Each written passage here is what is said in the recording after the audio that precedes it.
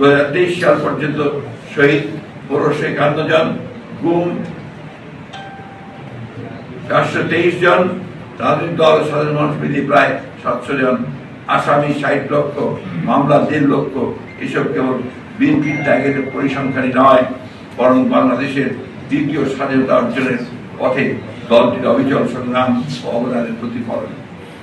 আমরা বিশ্বাস করি, যারা গণতন্ত্র পুনরুদ্ধার আন্দোলনে যুক্ত ছিল, গণতান্ত্রিক প্রতিটি ব্যক্তি, দল, সংগঠন, গোষ্ঠী তাদের সকলের আত্মত্যাগের যথাযথ স্বীকৃতি না দিলে তবে ইতিহাসের প্রতি অবিচার।